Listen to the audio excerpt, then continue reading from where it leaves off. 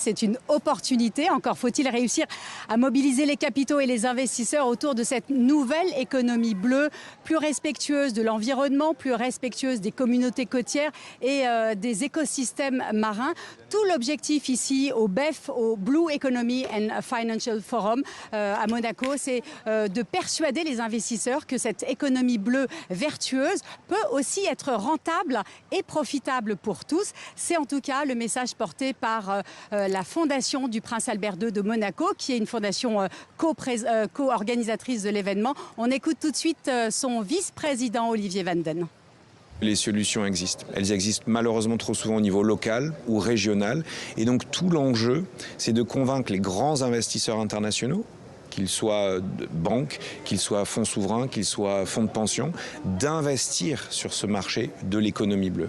Pour cela, il faut accélérer le déploiement de ces solutions et les aider à changer d'échelle. C'est tout l'enjeu du forum, c'est 2000 personnes réunies à Monaco, sur invitation uniquement, et c'est business to business, B2B.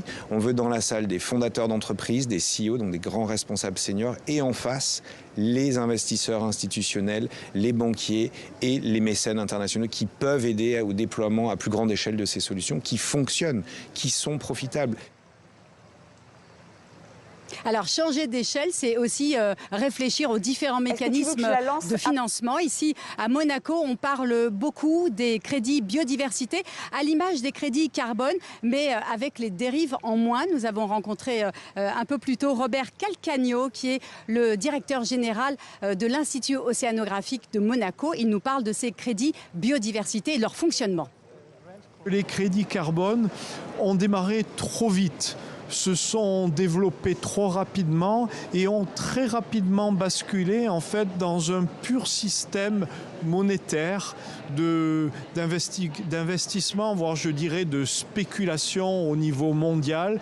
Donc ce que nous essayons de faire pour les crédits biodiversité, c'est le même principe mais à haute intégrité, avec de la transparence, des principes de définition, des vérifications, une proximité avec l'investissement, de manière à ce que ça ne devienne pas un pur produit financier spéculatif. Merci Démet. Alors Estelle, le principe je voulais juste rajouter, le principe de ces crédits biodiversité, c'est de réparer localement ce qui a été abîmé localement. Merci Démet Korkmaz en direct de Monaco. Désolée de vous avoir interrompu et vous êtes avec Luc Hortel.